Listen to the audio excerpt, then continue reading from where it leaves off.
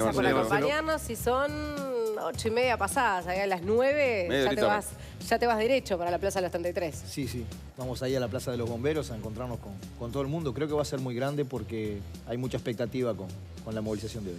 Bien, ya tienen además fijado el próximo paro. ¿Eso quiere decir que no hay vuelta atrás y en estos días hay algún diálogo, algún tipo de diálogo? Bueno, naturalmente que nosotros siempre vamos a conversar en todo ámbito que se genere. Pero leyendo la realidad está difícil que no se desarrolle el paro general de 24 horas, que por una plataforma amplia, en primer lugar por políticas contracíclicas que generen trabajo. Todavía no estamos en niveles críticos, digamos, como los que vivió el Uruguay en la década de los 90, en el 2002, pero hay indicadores de que el desempleo lentamente va creciendo y hay una necesidad grande de generar una política de promoción de puestos de trabajo de calidad. Otro elemento clave tiene que ver con superar los salarios más sumergidos del país y que cambien las pautas con que el Poder Ejecutivo separa en los consejos de salario. Hay una paradoja en el gobierno, digamos. Ellos han barajado y dado de nuevo desde el punto de vista fiscal, por los nuevos datos de la economía, han previsto ajustes nominales decrecientes año a año en función de que ellos preveían una inflación decreciente que no se ha observado. En esas condiciones se puede deteriorar el salario real de los trabajadores, por tanto para nosotros eso es muy importante. Estamos contra el ajuste que se hace, digamos, de los términos fiscales. En particular creemos que hay espacio sin detrimento de la inversión, que para nosotros es importante por el desarrollo de los puestos de trabajo, para gravar más a la gran riqueza del país y al gran capital, de modo que sea posible no recortar los gastos que se están recortando. Para nosotros es un recorte. Capaz que es un recorte y pegue, digamos, porque se recortan en el 2017 y se aplican al otro año, pero hay necesidades sociales que son muy importantes. Acá se aplican los incrementos, ¿no? No es que se pone la misma cantidad de plata. Entre 2017 y 2018 se va a poner 10% menos. Exactamente, porque al no cargarse la inflación también se deteriora. Además, pero estamos hablando, además, fíjense de qué calidad de gastos. ANEP, la educación, salud pública, el INAU, es decir, la inversión en investigación y en desarrollo de la universidad, nos parece que son gastos que está mal recortarlos. Ahora, Marcelo, vos decías que la pauta en la cual se sostiene el gobierno analizaba o separó en los consejos salarios viendo una inflación decreciente, un escenario que no se dio y que no se ve y que no se va a dar, y en eso ustedes reclaman que el salario real no se vaya deteriorando según lo que se está viendo en la realidad. ¿Cuándo los trabajadores vamos a empezar a sentir que estamos perdiendo salario? Bueno, es paulatino porque como los ajustes son sobre la base de proyectos de inversión, en el momento en que la inflación comienza a superar el ajuste que se dio, en ese momento se produce cierto deterioro del salario real. Si no lo hemos sentido, es porque hay un efecto de arrastre de convenios anteriores que han sido positivos y muy importantes. Pero en el último año, ¿cuánto subió el salario real? Y el salario real subió, en definitiva, a un entorno similar al de la inflación, un puntito más tal vez, apenas por arriba. ¿Por qué razón? Ahí va, entonces el salario subió por encima apenas de la inflación, el salario real subió nada. Apenitas. 1%. Apenitas. Eso quiere decir que hay muchos trabajadores que ya perdieron salario real, entonces, porque ese es el promedio, ¿no? O que van a comenzar a perder salario real en la medida que se agoten los impactos de convenios anteriores que venían con un correctivo grande, digamos, por inflación. Exactamente, de los convenios anteriores. En definitiva, para nosotros debe aplicarse lo que nos dijo Tabaré Vázquez. Es decir, que deben tomarse medidas para que no se deteriore el salario real. Y eso es cambiando los criterios. Uno de los criterios que quieren cambiar... Tabaré Vázquez porque Daniel Astor dijo que no iba a cambiar más nada. Sí, él ha dicho que no iba a cambiar nada desde el principio, después cambió. También es verdad que después hubo algunos cambios. No estaba él cuando se anunciaron los cambios igual, ¿no? Bueno, capaz que hay que mandarlo a alguna representación unos días. Hay un viaje. Pero igual una de las cosas que quieren cambiar es el criterio del que sea semestral o anual el ajuste de la inflación y no 18 o 24 meses como pretende el gobierno. Sí, claro. El correctivo es un empate. Digamos que si el gobierno la emboca y la inflación decrece, el correctivo es mínimo, es una cantidad mínima. Ahora, si hay una dispersión muy grande entre la inflación que va depredando el poder de compra de los salarios y los ingresos fijos con respecto al ajuste, el correctivo empata. Porque si el ajuste se quedó por debajo de la inflación, ahí se aplica la diferencia y eso es una garantía de defensa de mantener el poder de compra de los salarios. Acá no estamos hablando de crecimiento, ¿no? Estamos hablando de que efectivamente la gente no pierda poder de compra. Y esto es muy importante, por eso la consigna si nos va bien a los trabajadores, le va bien a las grandes mayorías del pueblo, porque luego repercute en las pasividades que ajustan por el índice medio de salarios, repercute en el pequeño comercio, la pequeña industria, la pequeña producción agropecuaria que vive del mercado interno. ¿Cuál es la reflexión central del PIT-CNT? Evidentemente que estamos en una crisis mundial muy compleja y evidentemente que estamos teniendo dificultades con los precios internacionales de las materias primas que exportamos.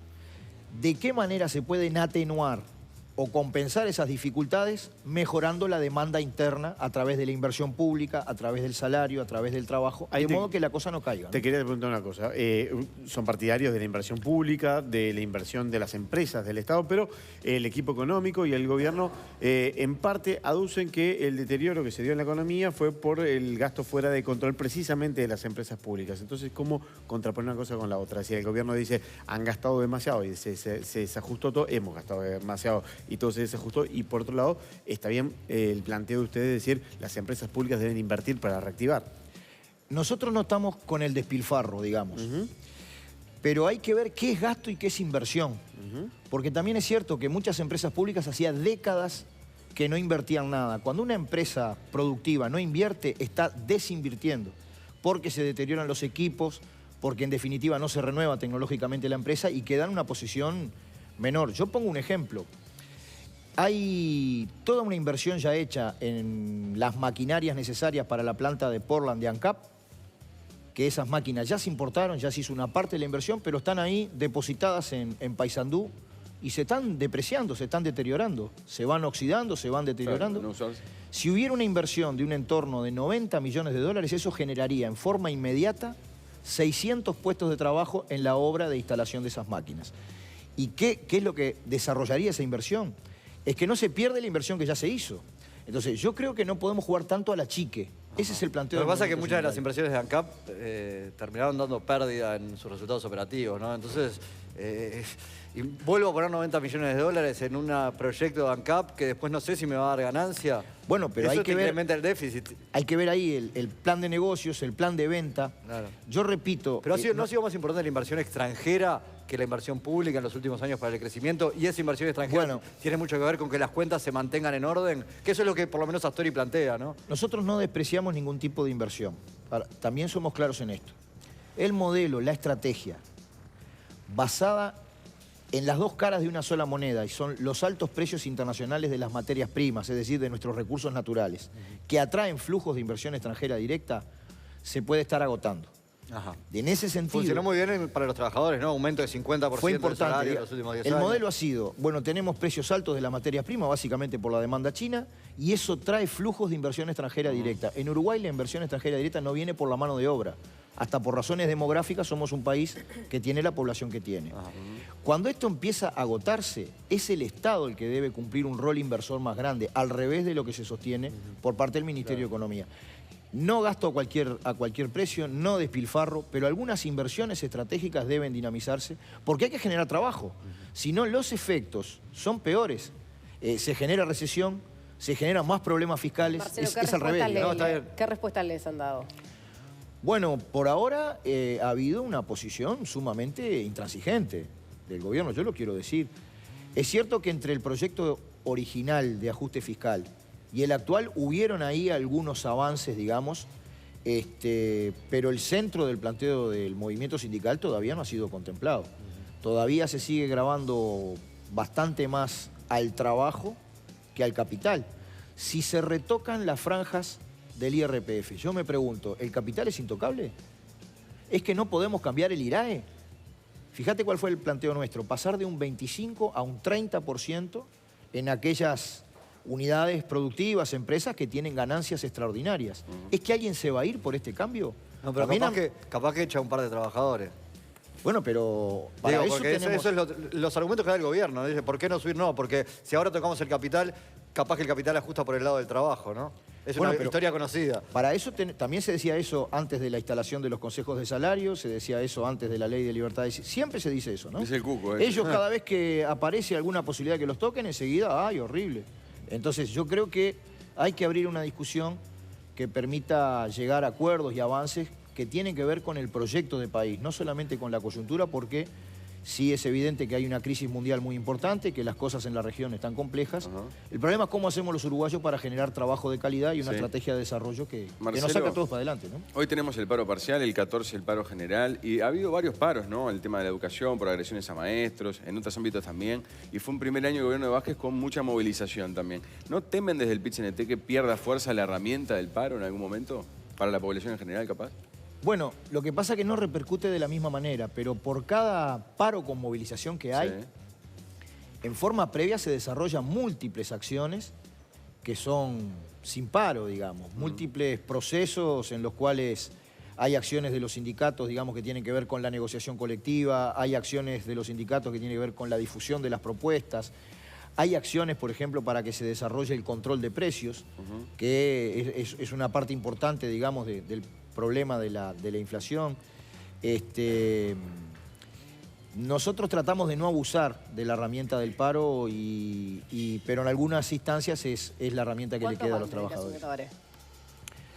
Y van 4 o 5 fácil, sí. El primer año de Vázquez, como decía Pablo, estuvo marcado por lo que fue las reivindicaciones. Este segundo año temen que, o por lo menos vislumbran que sea al mismo nivel. Bueno, vamos a un segundo semestre movido porque negocian cientos de miles de trabajadores en los consejos de salario, digamos. Sea porque el PIT-CNT, que es una central de sindicatos, adopta resoluciones, o sea porque los propios sindicatos, digamos, de cara a la negociación van desarrollando sus acciones. Yo espero, por el bien del país, que efectivamente varíen los criterios con que se para el Poder Ejecutivo en la negociación, porque eso puede hacer que la negociación, si no los cambia, sea muy trancada, o efectivamente que la negociación pueda ser más ágil, ¿no? Más ágil. ¿Se perdió la sintonía entre la central sindical y el Frente Amplio? Hoy nosotros estamos en un momento de divergencias importantes con el gobierno, con el Poder Ejecutivo y con sus políticas, y estamos planteando una agenda de políticas diferentes, ¿no? Para nosotros, la ciudadanía definió el actual gobierno en función de un programa y para que los cambios no se detengan. Bueno, se están deteniendo, ¿no? ¿Se mintió en ese programa a la ciudadanía? Yo no valoro, digamos, intenciones políticas, digamos. Lo que sí es cierto es que la desaceleración vino, es decir, aquello que a veces decíamos nosotros, que había una crisis mundial del capitalismo y a veces nos miraban como marcianos, digamos, efectivamente se concretó. Y el problema es qué políticas se aplican frente a esa desaceleración. Puede haber una política de excesivo achique, digamos, o puede haber una política contracíclica. Se puede decir, bueno, ¿pero dónde sacamos los recursos? Hay mucha riqueza acumulada. Ahí está lo que no podemos ser contracíclicos solo en las malas, hay que serlo en las buenas, y en las buenas no lo fuimos, ¿no? Y ahí el PIT-CNT tampoco era que estaba señalando mucho que se estaba gastando demasiado, o por encima de, nunca se cuestionó eso. Claro, pero ahí viene una discusión sobre el conjunto de la economía política del país. Si la masa salarial, el global de la totalidad de los salarios, está apenas por arriba del 30%, ¿el 70% de quién es? Cuando la masa salarial representa la inmensa mayoría de la población. ¿Quién tiene el 70% en este país? Es el gran capital. Entonces, ¿cómo es que se pueden hacer políticas contracíclicas? Poniendo la mano en ese 30 y pico por ciento que es la masa salarial, que paga IVA por la totalidad de su ingreso, o grabando de alguna manera otras actividades lucrativas que se la han llevado triple, ¿no? Y se la siguen llevando triple. Hay que poner un poquitito de cabeza en eso. Nosotros no vamos a hacer planteos que puedan obstaculizar la inversión, pero bueno, siempre para el mismo lado está mal, ¿no? Marcelo Abdala, muchísimas gracias por acompañarnos hoy. Gracias, Marcelo. Gracias. Momento de hacer una tanda. Antes vamos a ver cómo está el tiempo.